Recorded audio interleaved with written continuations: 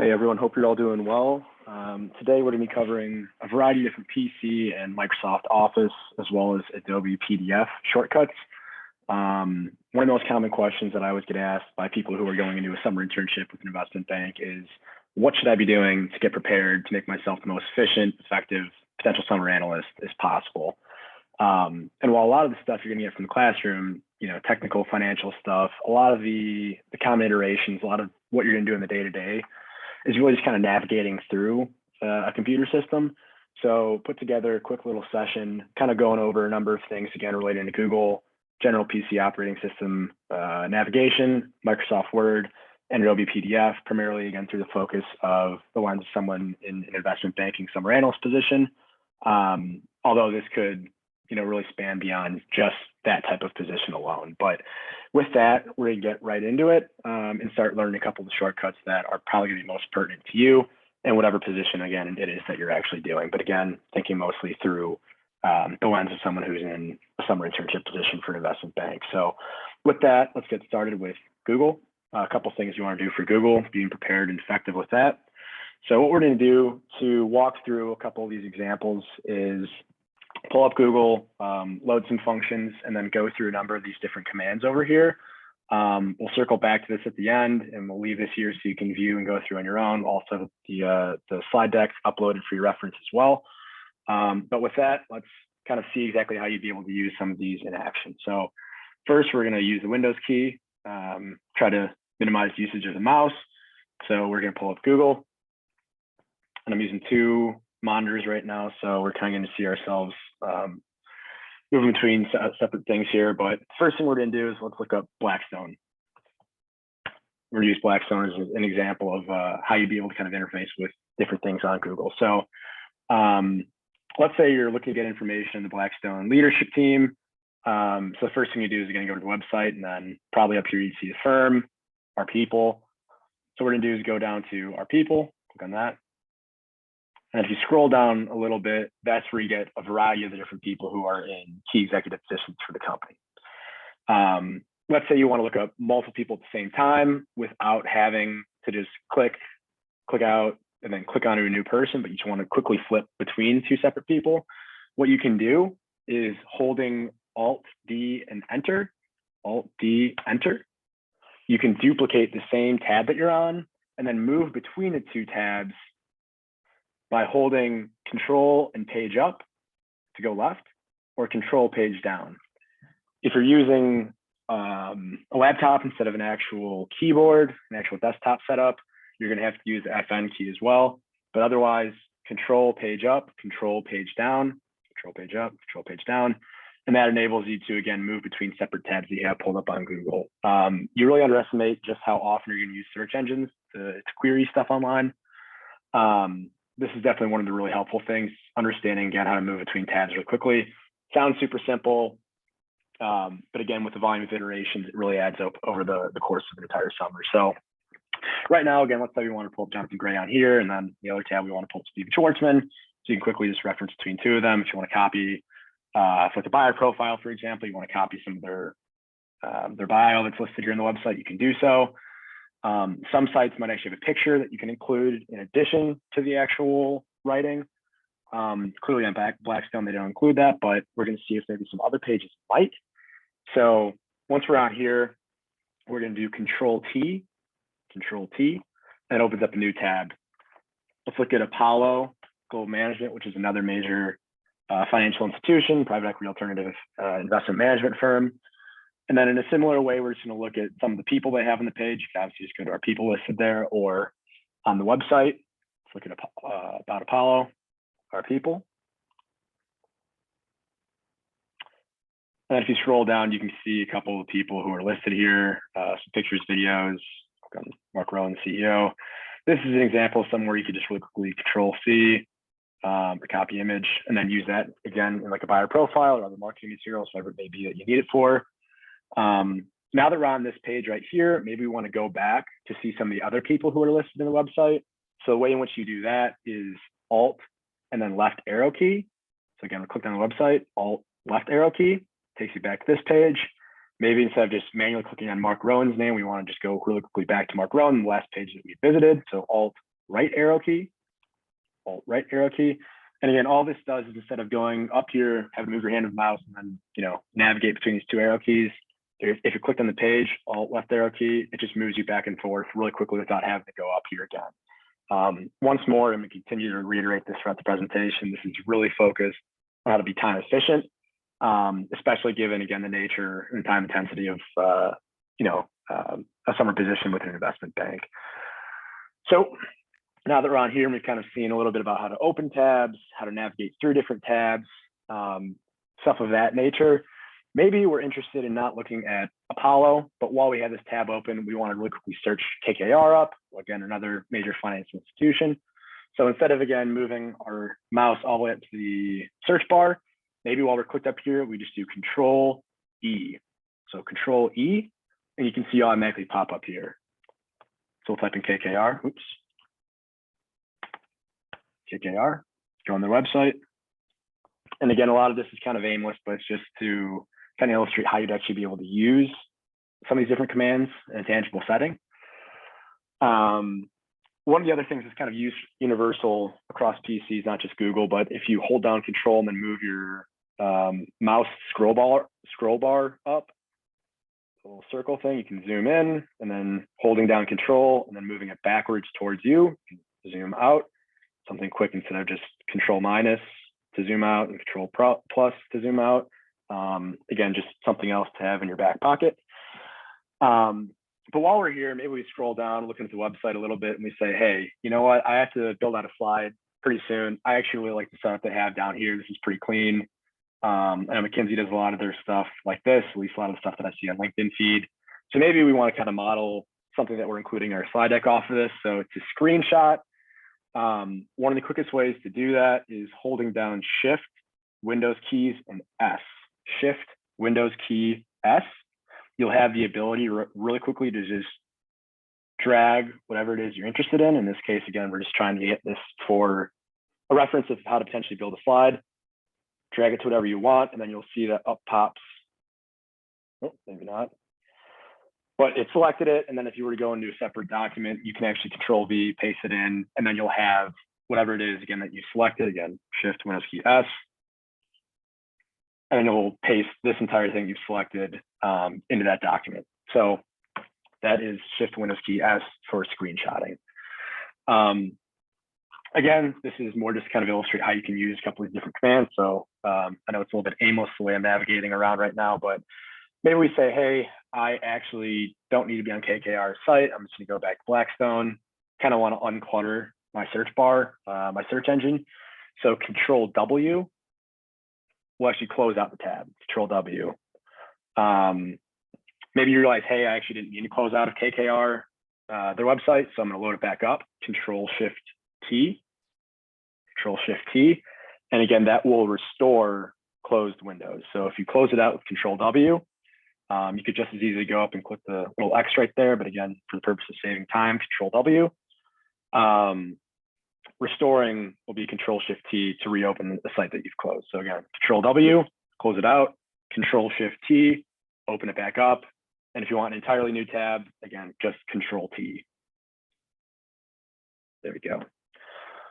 So now we've done that. The last thing I think is kind of pertinent for really having a competency with going into a summer internship is how to refresh really quickly. That'll be F5.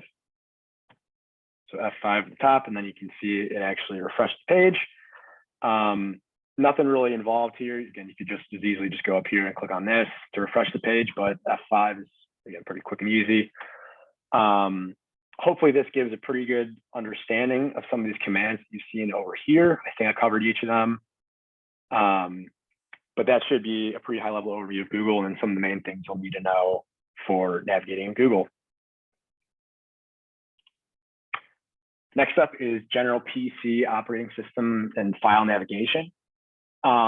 Depending on what firm you're working for, you might have Microsoft OneDrive or another platform that uses file sharing capabilities wherever you're working. So understanding how to kind of navigate through the system, how to rename documents, create folders really quickly, all those things will actually be pretty helpful when you actually hit the desk this coming summer. So With that, what we're going to do is we're just going to open up documents. So clicking the Windows key and then just automatically typing in documents. You can see a folder that pops up right here. So I already have a couple folders, moved a lot of my existing stuff into non-mill. But right now, let's say we want to open up a new folder here, something we can work with for the purposes of this session. So the way in which that you'd actually create a new folder would be Control-Shift-N, Control-Shift-N, and you'll see up pops a new folder automatically ready for you to type in. So let's say you want to type in sandbox. I'll put 2 X's here because I want to purposely misspell it. You can see right now it kind of bugs you that it's not spelled correctly. You want to adjust it really quickly. You could just as easily right click and go to rename, or again, for purposes of time efficiency, as the session is designed for, once you can see you're hovering over it, you click F2, and then it automatically enables you to enter in and adjust the name of the file, or folder in this case. So again, F2 allows you to automatically enter in, and then just using the arrow keys to kind of unselect everything that's automatically highlighted. You can just go in, edit it, and then click enter, and it'll be adjusted. One other thing that I kind of want to point out is the importance of tab and shift tab. So you can see right now I'm using the arrow keys to navigate around non-mill, sandbox, and Zoom folders that are listed here under documents. But maybe I want to go over to the left and scroll over to downloads. Again, I could use my mouse to go over there, or just using the keyboard, holding shift tab. I'm automatically over to this left side here. So tab and shift tab just allow you to move between certain areas if it's not readily available with just the arrow keys alone. So again, tab, you can see I'm over here. If I click tab again, you'll notice that this is highlighted and then I'm interacting with name. So again, tab, shift tab helps you navigate with just the keyboard alone across various files and stuff within this overall window here. So now we've covered that. The last thing I kind of point out is maybe you have a whole variety of different folders, different files you want to kind of navigate through. Maybe if there's a specific document you're trying to find, you could just as easily search up here by clicking in, or same as with Google, Control E, and you can see automatically you're brought up here to type in whatever it is that you may want to type in. And that way, again, you can kind of like isolate whatever it is you want to really isolate. So now we've covered a couple of those things right there. Let's go into the sandbox folder that we just built, right? So sandbox, you can see obviously nothing's in there because we haven't done anything with it yet. But let's build another folder, Control-Shift-N one more time, and let's make this archive. Depending on what you're building out this summer, you might be building out multiple different iterations of a model, multiple different iterations of a slide deck. And as such, you might have V1, V2, V3, et cetera, et cetera. So what you would do is oftentimes you'd create the new iterations and then you'd move the V1, V2 into archive and then have V3 outside here, and then move V3 up here into archive and then have V4 outside of the folder, just so you have up-to-date files outstanding, and then you don't just completely delete the old files as well. So again, we built out the archive folder. You can see it's already nested within the sandbox file. Let's say we don't really care about being in here anymore. We want to go back to the overarching documents tab. So just like in the previous section where we're covering Google, Alt left arrow key, and you can navigate back to the overarching folder that hosts the subfolder. So again, we're on sandbox. We want to get back outside of sandbox. So Alt left arrow key, and it brings you back. That will help you more times than you realize, because you'll be constantly navigating through PC documents, possibly through OneDrive. So let's go on sandbox here again. Let's say maybe we don't like the archive file, click delete. Oops. Turns out we actually should have deleted that. Control Z, something you've probably used in Word or other files to undo something. Control Z, don't rely on it all the time because it doesn't always work, but Control Z can potentially bring back deleted folders. Again, disclaimer, do not rely on it, but it's there if you accidentally were to delete something. The last thing that I'm going to cover is copying file paths. This is something that'll be super helpful if you are facilitating a confidentiality agreement, non-disclosure agreement, NDA, CA process. and you're constantly emailing between the potential buyers from the sell side, as well as in-house NDA lawyers to go through potentially redline NDA agreements. So to do that, to illustrate that, what I'm going to do is pull up Word really quickly. So I pull up Word, and then right here, what I'm going to do is show you how to actually copy a file path so you can really quickly just move to whatever file path, whatever file location you're trying to get to, or point someone else in the direction of. So up here, you can see, obviously, there's a bunch of arrows. What we're going to do is just click in, left click, and then copy, Control C. And then moving back to the Word document, just pasting it in, space, oh, I do. So if you do Control K and then Control V, you can see the address will be popped up here. Click OK or click Enter. And then you can see it creates a hyperlink, unlike what I did before. Once you do that, Control click, and up pops the file that we were just in, the sandbox file, right? So again, if you're using a company-wide Microsoft or other platform for file sharing purposes, this is a quick way where people will share the locations of different files, because there's going to be a bunch of files generally hosted under the common sharing location, common sharing depository. So again, the way you do that, clicking into this, copying it in, going to whatever email, Outlook, or Microsoft Office file you're in, Control K, Control V, okay. And again, that creates a hyperlink.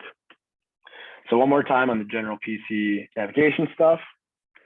Tab Shift Tab, again, we kind of use to navigate around the File Explorer window. Control Shift N to create the new file, F2 to rename the files. The right arrow key, I don't know about that one, but the left arrow key, I do definitively know to go back to the overarching folder that hosts the subfolder. And again, Control K we just covered as well.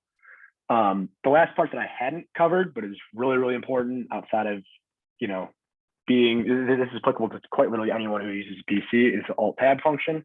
So holding down Alt and pressing Tab, it's highlighted for a reason, holding down Alt, pressing Tab. Once you do that, you'll see all the different windows that you're currently working through pop up here.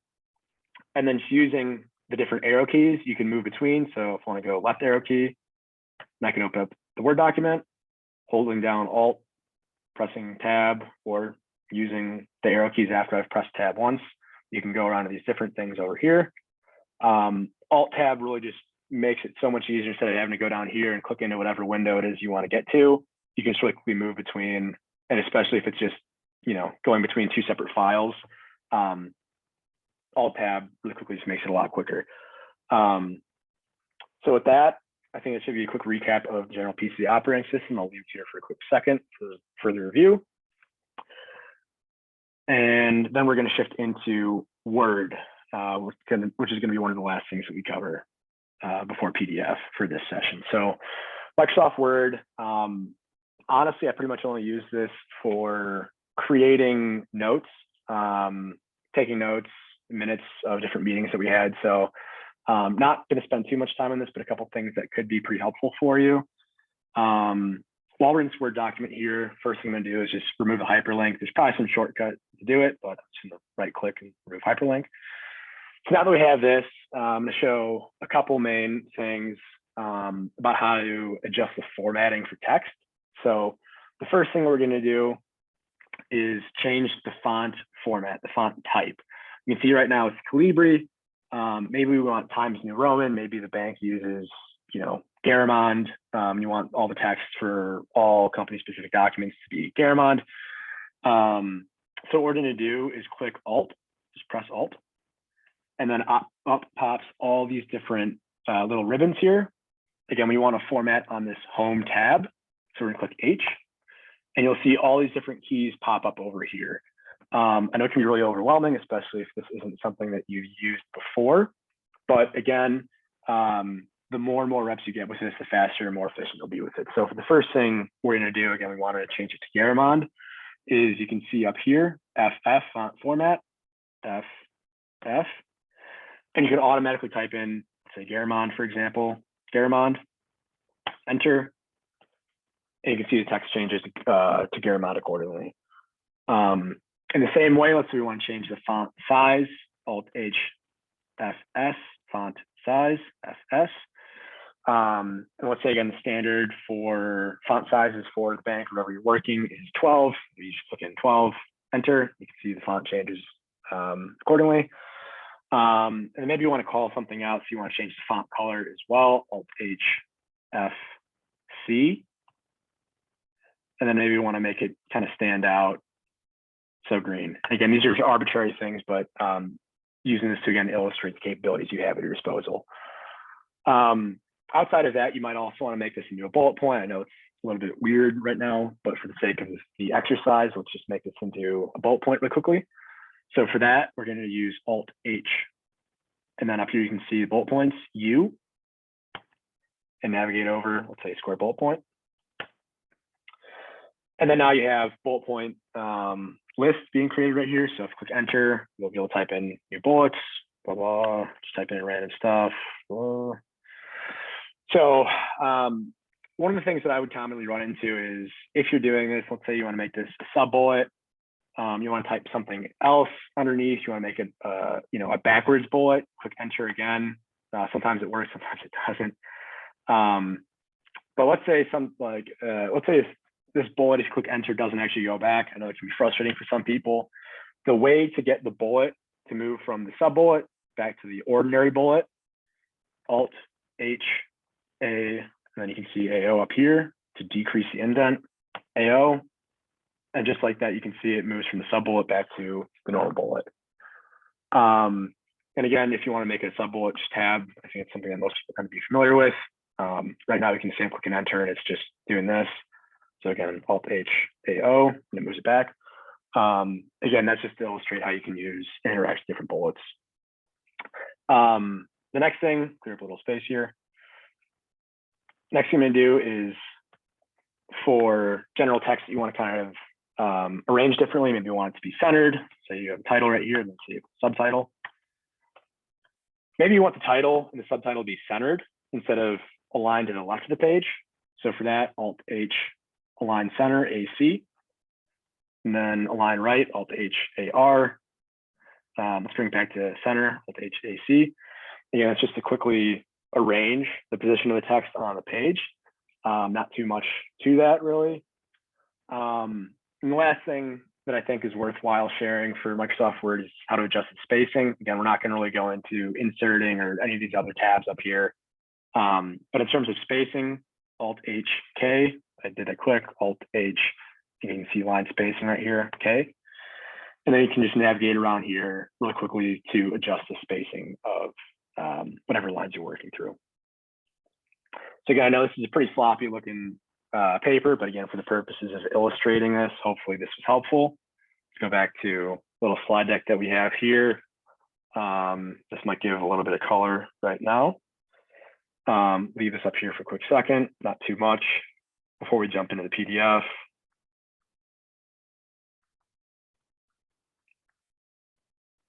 Okay, so with that, we're going to use this to springboard into PDF, the last portion of content we're going to cover for today's session.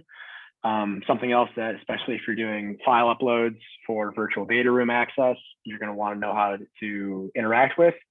So right now, what we're going to do is Alt F, and we could save the document as Alt F A and then put it into a file, or we can just export to PDF, Alt F E A. I gotta do that quick, so I'll do it one more time. Alt F E A, and just like that, you can publish something as a PDF. So again, for this, we're going to say sandbox file, and then just using Shift Tab to move back. You can see again, it's highlighted up here on custom office templates. Now, so you know you can move in this medium right here. Scroll down to sandbox, and again, for the purposes of the exercise, just tab down towards publish. We're just going to leave sandbox file in the sandbox folder. So publish. And then you can see it creates a little PDF within Adobe right now, and that's what we're going to kind of interact with a little bit. So for Adobe PDF, again, I mentioned this is going to be super applicable when you're redacting files for VDR upload, virtual data room upload. So a potential buyer could diligence, prospective deal. A couple of things that I think are pretty pertinent, not too involved for this portion, but a couple of things that are pretty pertinent include navigation, and then potentially if it's a secure document, how to make it able to edit. So what we're going to do is, again, just using the mouse and control, zoom in, zoom out. The first thing is understanding maybe if you have a scanned document that's been uploaded, maybe it's horizontal. So instead of saying title like this, maybe title reads vertically. You're going to want to rotate it. And you could just as easily go like this to rotate. Or what you're probably going to want to do is Control-Shift-minus to go leftwards. And you can see it goes 90 degrees each time you do that. Or Control-Shift-plus, Control-Shift-plus to rotate rightwards 90 degrees. So Control-Shift-minus left, Control-Shift-plus right. So outside of that, just understanding how to kind of rotate files that are going to be a little bit difficult to interpret otherwise. Sometimes you might have a file that is secured, meaning you can't edit it, you can't redact it, you can't block out information, personal identifiable information, PII, stuff that shouldn't be included in the file for a company's diligence process. So in order to get a document that you can actually interact with and can be uploaded to the virtual data room to fulfill that part of the diligence work stream, what you're going to do is Control-P, print. And then if you open the drop-down window here, you can see a variety of different options here. These are just different printers I think I've used in the past. But if you're using, some company-provided PC or computer system, they're probably going to have a bunch of different file types you can print to instead. So you can see right now it's printing to PDF. It's not actually creating a physical document. It's just creating a PDF of the document. I know it's a little confusing right now because it's PDF to PDF, but different types of PDFs or similar files you can use, and it will retain the content, but it will make sure that it's not secured anymore, i.e. you're able to interact with and redact whatever it is that's in the file. Although I don't have redaction access over here, I'll point you in the direction of what you will be doing if you are redacting files. On the right side of the page, if you scroll down a little bit, you'll see redact. Again, I don't have access, but you click it and then a window will pop up. You'll see that some of the stuff here is kind of outlined in red, and then you can see on the right side how the same location is blacked out. This will indicate, this is what you'll see once you've selected different content to black out, to redact, to remove. And on the right side, you'll see what redaction looks like once you've actually applied the redactions, instead of just highlighting the areas that you intend to redact. So I minimize that, but that's, again, the general process of redaction. Again, there's a more efficient outline on the actual sandbox file here. So right here, you can see how it would look like. Again, different content, you can see it's circled or boxed out in red. That's something you've selected, PII, that will be redacted. And once uploaded, it'll look blacked out. You won't be able to see it. You won't be able to access it. You won't be able to search it up. So, potentially compromising information, proprietary info about employees, HR stuff, et cetera, that will not be uploaded. And again, this is courtesy of Adobe PDF, just looked up online. So thank them for providing this for us. I think that pretty much covers everything that I would want to cover for Word, PDF, general PC operating system, and Google search engines. Hopefully this is really helpful. And we'll be covering how to navigate through Excel and PowerPoint in the next session. So until then, thanks a lot and enjoy the rest of your day.